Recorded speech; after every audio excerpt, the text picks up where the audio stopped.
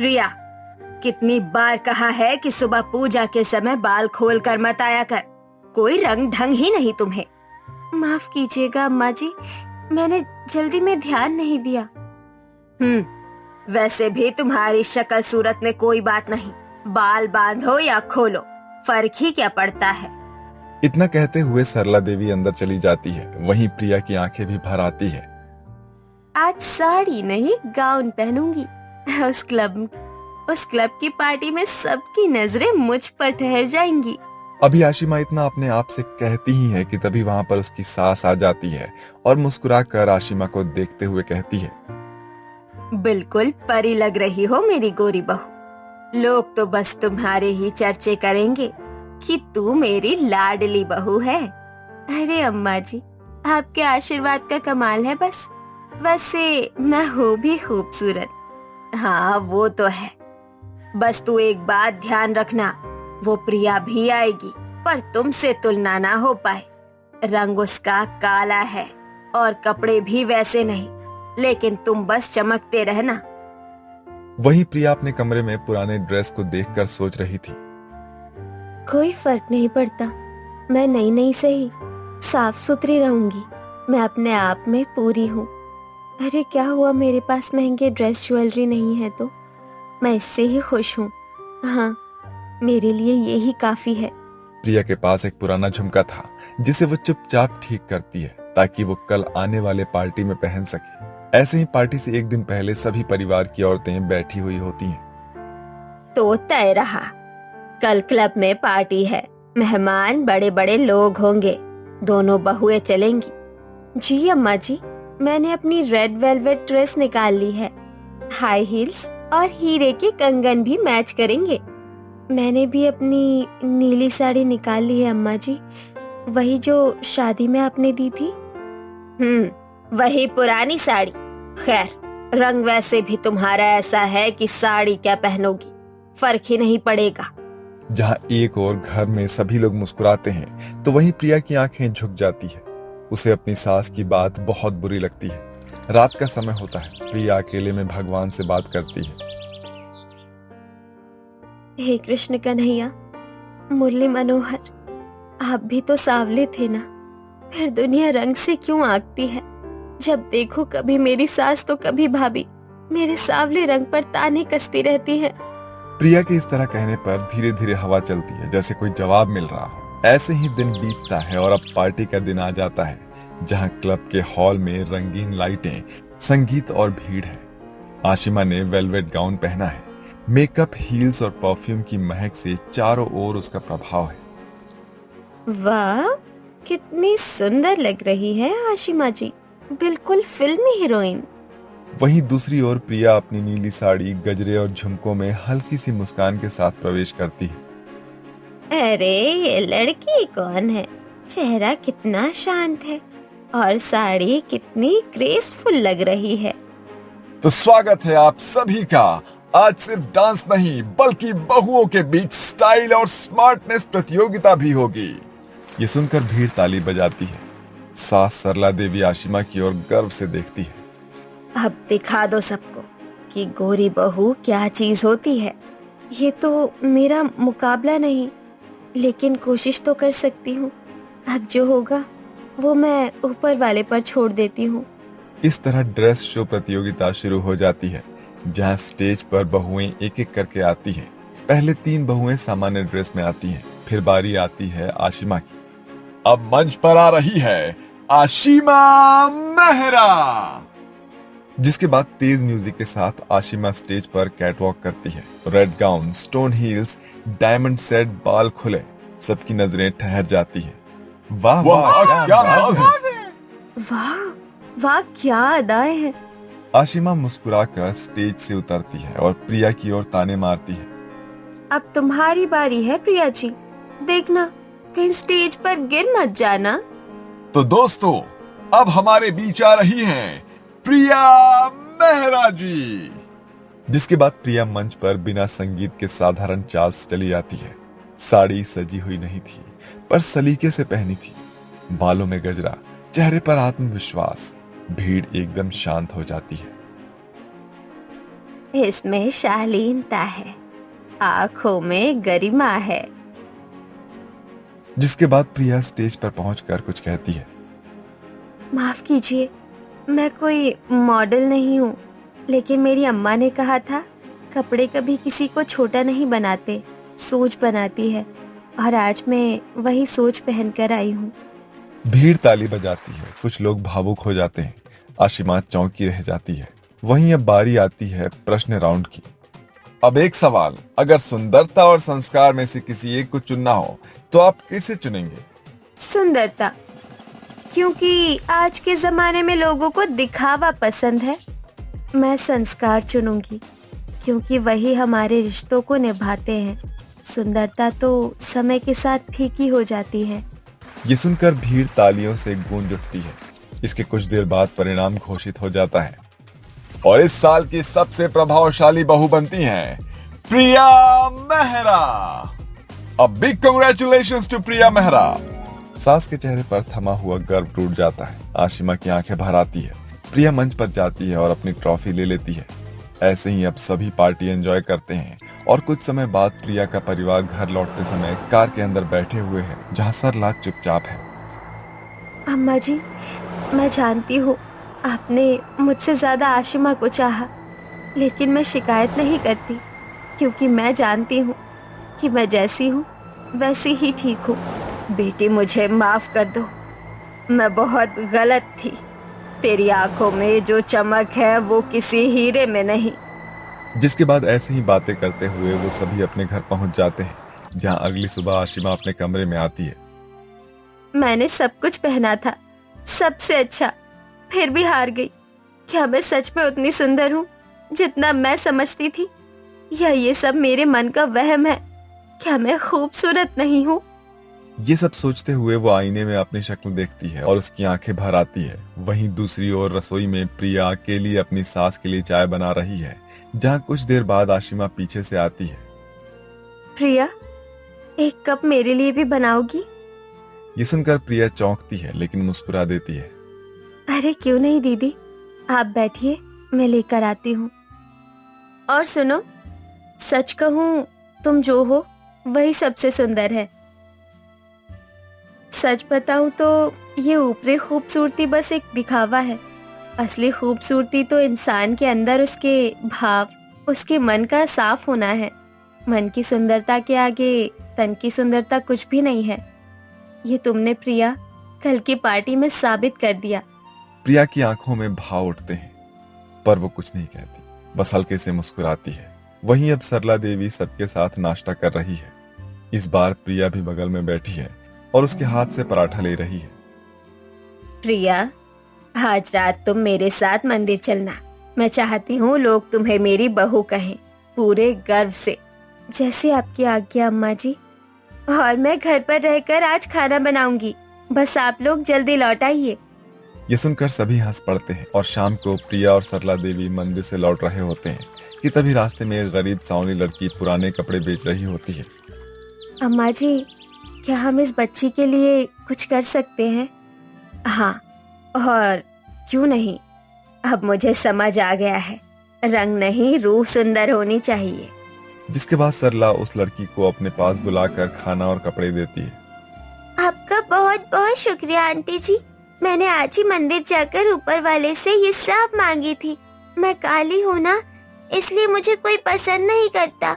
मुझे किसी ने कुछ भी नहीं दिया, लेकिन आप आज ईश्वर के रूप में इंसान बनकर आई हो। आपका बहुत बहुत शुक्रिया। शुक्रिया अदा करने की कोई जरूरत नहीं है तुम्हें। तुम बस अपना ख्याल रखना ठीक से। अब हम चलते हैं। ऐसा कहकर वो अपने घर आ जाती है और अपनी दोनों बहुओं के सामने कहती है, एक बहू ने मुझे दिखाया सुंदरता क्या होती है और दूसरी ने सिखाया आत्मसम्मान किसे कहते हैं। सच बताओ तो अब ये घर असल में सच में घर बना है। Moral of the story. दोस्तों, रूप की असली परख चरित्र से होती है, रंग नहीं व्यवहार बोलता है। और जो अपनी पहचान खुद गढ़ती है वही सच्ची सुंदरता की मिसाल बनती है। तो दोस्तों, आपको हमारी ये कहानी कैसी लगी हमें कमेंट बॉक्स में जरूर बताइए। और इसी तरह की और भी कहानियां देखने के लिए हमारे चैनल को अभी सब्सक्राइब कर दीजिए। मिलते हैं अगली कहानी के साथ। मीरा बांझ थी। शादी के 5 साल भी उसके बच्चे नहीं हो रहे थे। इसी वजह से उसकी सास कोकिला अक्सर मीरा पर ताने कसा करती थी। कैसी बांझ बहू लाई हूँ मैं। पहले पता होता तो ऐसी लड़की से मैं अपने बेटे की शादी ही नहीं होने देती। एक बहू बांझ है और एक बहू लड़की पर लड़की पैदा कर रही है। कौन संभालेगा हमारा व्यापार? कौन हमारे कुल को उजागर करेगा? दरअसल कोकिला की 2 बहुएं थी। छोटी बहू मीरा बांझ थी, वहीं बड़ी बहू गीता ने 2 लड़कियों को जन्म दिया था। तभी गीता अपनी सास से कहती है, माँ जी, आप देख लीजिएगा, इस बार मैं जरूर लड़के को जन्म दूंगी। हाँ हाँ, देखी जाएगी। फिर भी आपके पास 2 बेटियां तो है, लेकिन मेरे पास तो एक भी नहीं है। मैं कभी भी माँ नहीं बन सकती। ऐसा कहकर मीरा मंदिर में चली जाती है और वहां जाकर कृष्ण जी से अपने दिल की बातें कहती है। दरअसल मीरा को कृष्ण जी पर बहुत ही विश्वास था और उसे कृष्ण जी की तरह एक छोटा बेटा चाहिए था, लेकिन अब उससे बच्चा नहीं हो रहा था। पूरा दिन ताना सुनने के बाद उसका पति अशोक जब घर लौटता है तब उसकी जान में जान आती है। दरअसल अशोक मीरा से बहुत प्यार करता था। पता है अशोक जी, आज माँ जी ने क्या क्या बोला। मीरा, मैंने तुमसे कितनी बार कहा है, माँ वैसा बोलती रहती है, उनकी बातों को तुम दिल से मत लगाया करो। अशोक का बड़ा भाई अनिल और अशोक मिलकर अपनी फैमिली बिजनेस संभालते थे। कोकिला को चिंता थी कि अगर उसके दोनों बहुओं में से किसी ने भी बेटे को जन्म नहीं दिया तो फिर ये व्यापार कौन संभालेगा। उधर मीरा बांझ होने का दुख दिल में लेकर घूमती थी। वो हर सुबह एक गाय को रोटी खिलाती थी। मीरा ने उस गाय का नाम राधा रखा था। आजा राधा, और रोटी खा ले, पेट भर के खा ले, और मुझे आशीर्वाद दे कि मुझे कृष्ण जी जैसा एक बेटा मिले। राधा भी मीरा से बहुत प्यार करती थी। हर सुबह वो घर के बाहर पहुंच जाती। साथ ही अशोक मीरा को लेकर हर हफ्ते डॉक्टर के पास जाता था और डॉक्टर से रिक्वेस्ट करता था, डॉक्टर साहब, मेरी पत्नी को बस ठीक कर दीजिए, बस जिससे वो माँ बन सके। हाँ डॉक्टर साहब, मैं माँ बनना चाहती हूँ। ये बांझ बांझ सुनना मुझे और अच्छा नहीं लगता। देखिए मीरा जी, आपका गर्भ बच्चा पालने के लायक नहीं है। आप ऐसे तो माँ नहीं बन सकती। तो फिर कैसे बन सकती हूँ? आप जो बोलेंगे मैं वही करूँगी। अगर आप मेरी माने तो आप किसी का गर्भ किराए पर ले लीजिए, और कोई दूसरा रास्ता नहीं है आपके पास। वैसे इसे सैरोगेसी कहते हैं। मुझे पता है डॉक्टर साहब, लेकिन गांव में हमें कौन अपना गर्भ किराए पर देगी, और देगी भी तो समाज के लोग क्या कहेंगे। देखिए वो सब मैं नहीं जानता, बस एक यही तरीका है माँ बनने का। अशोक को बहुत ही अच्छी तरीके से पता था कि इस गांव में संभव नहीं है। उधर गीता नहीं चाहती थी कि उसकी देवरानी को एक बेटा हो। वो भी मीरा को ताने मारा करती थी। हर हफ्ते डॉक्टर के पास जाकर क्या उखाड़ लेती हो? मुझे देखो, मुझे तो डॉक्टर के पास में ही नहीं जाना पड़ता, लेकिन मैंने 2 बेटियों को जन्म दिया है। दीदी आप तो महान हो, पर मैं आप जैसी नहीं हूँ। मेरा गर्भ बच्चा पालने के लायक ही नहीं है। हाँ हाँ, मुझे तो पता ही था। इसका मतलब तुम कभी भी माँ नहीं बन पाओगी। ये सब सुनकर मीरा अंदर से टूट जाती है और वो मंदिर में जाकर श्री कृष्ण से कहती है, हे मुरली मनोहर, क्या आप मेरी पुकार नहीं सुन रहे हो? मैं माँ बनना चाहती हूँ। मीरा कृष्ण जी को बुला रही थी। श्री कृष्ण जी भी उस मूर्ति के द्वारा मीरा की सारी बातें सुन रहे थे और वो एक दिन एक भिखारी के भेष में मीरा के घर आ जाते हैं। भगवान के नाम पे कुछ खाने के लिए दे दो मुझे। गीता वहीं पर थी और वो भिखारी को भगाने की कोशिश करने लगी। अरे जाओ, यहाँ से खाना क्या मुफ्त में मिलता है जो यहाँ चले आए? वैसे भी इतने तंदुरुस्त हो, जाकर कोई काम करो। लेकिन तभी वहां पर मीरा आ गई। दरअसल मीरा का दिल बहुत साफ था। उसके दिल में दया, करुणा और प्यार के अलावा और कुछ भी नहीं था। दीदी आप ऐसे क्यों बात कर रही हो इन बाबा से? बाबा यहाँ आप बैठिए, मैं अभी आपके लिए कुछ खाने के लिए लेकर आती हूँ। मीरा ने उस भिखारी को एक कुर्सी पर बिठाया। ये सब करके कुछ नहीं होगा मीरा, इतना पुण्य कमाकर भी तुम माँ नहीं बन पाओगी। ये बोलकर गीता वहां से चली जाती है। वहीं मीरा ने गीता की बातों पर जरा भी ध्यान नहीं दिया और उसने उस भिखारी को खाना खिलाया। खाना खाकर उन्होंने कहा, मेरी बेटी, तुम्हारा बहुत बहुत धन्यवाद। तुमने एक भूखे को खाना दिया है। मैं तुम्हारी तकलीफ जानता हूँ। मैं तुम्हें कुछ देना चाहता हूँ बेटा। ये बोलकर भिखारी ने मीरा के हाथ में एक सेब दे दिया। कल सुबह ये सेब राधा यानी कि उस गाय को खिला देना, उसके गर्भ में तुम्हारा बेटा आ जाएगा। लेकिन आपको कैसे पता कि मैं माँ बनना चाहती हूँ और उस गाय का नाम राधा है? उस भिखारी ने मीरा की बात का कोई जवाब नहीं दिया और वो पलक झपकते ही वहां से गायब हो गए। मीरा ने सोचा कि भगवान श्री कृष्ण का ही ये कोई इशारा होगा। अगले दिन सुबह मीरा ने राधा को वो सेब खिला दिया। हे कृष्ण जी, बस उस भिखारी की बात सच निकले, बस राधा के पेट में मेरा बच्चा आ जाए। राधा ने वो सेब खा लिया और वहां से चली गई। लेकिन अगले दिन भी वो लौट आई और घर के बाहर उल्टियां करने लगी। ये देखकर मीरा को जो समझना था वो समझ में आ गया था। मैं माँ बनने वाली हूँ, मैं माँ बनने वाली हूँ। माँ जी, माँ जी, आप सुन रही है? मैं माँ बनने वाली हूँ। ये सुनकर सभी वहां पर दौड़ कर आ गए। मीरा ने उस भिखारी के बारे में और राधा के बारे में सब कुछ खुलकर बताया। कोकिला बहुत खुश हो गई। चलो अच्छा है, जय हो कृष्ण कन्हैया की, ऊपर वाले की कृपा से घर में पोता आने वाला है। लेकिन ये सब देखकर गीता मन ही मन चिढ़ गई और वो नहीं चाहती थी कि मीरा माँ बने, और वो भी एक लड़के की माँ। कुछ ना कुछ तो करना ही होगा, मैं ऐसे हाथ पर हाथ रखकर बैठ तो नहीं सकती। गीता अपनी खुरापाती दिमाग चलाने लगी। मीरा और कोकिला दोनों ही राधा की सेवा करने में लगे थे। उसे घर के अंदर रहने के लिए जगह भी दी, उसे समय पर खाना खिलाने लगी। लेकिन गीता को इस बात से खुशी नहीं थी। इस गाय के अंदर मीरा का बच्चा है, मुझे तो इस गाय को ही मारना होगा। मैं इसे जहर देकर मार दूंगी। गीता ने राधा के खाने में जहर मिला दिया। ये ले राधा, रोटी खा ले, बहुत मजा आएगा। लेकिन राधा ने रोटी नहीं खाई। उसे भी पता चल गया था कि कौन इसका भला चाहता है और कौन उसका बुरा। ऐसे ही गीता बार बार राधा को नुकसान पहुंचाने की कोशिश करने लगी, लेकिन हर बार की तरह वो नाकामयाब रहने लगी। ऐसे मेरा काम नहीं बनने वाला। ये गाय बहुत चालाक है, इसके तो बेटे को मारना होगा। गीता ने अपने दिमाग में षड्यंत्र रच लिया था। ऐसे ही 9 महीने बीत गए और राधा की डिलीवरी का दिन आ गया। राधा ने बहुत मुश्किल से मीरा के बेटे को जन्म दिया। बेटा, मेरा बेटा, मेरा लल्ला, मेरा लाल। मीरा पहली बार माँ बनी थी। कोकिला भी बहुत खुश थी, लेकिन गीता बस एक मौके की तलाश में थी। दोपहर को मीरा अपने बेटे को लेकर सो रही थी। तभी वहां पर गीता आई और मीरा के बेटे को अपने पास ले गई और उसे जंगल में जाकर रखाई। कुछ समय बाद वो अपने घर आ गई। अब आएगा मजा। बड़ा ही बेटा बेटा कर रही थी। जब मेरा वारिस इस घर में नहीं आ सकता तो मैं किसी और को भी इस घर का वारिस बनने नहीं दूंगी।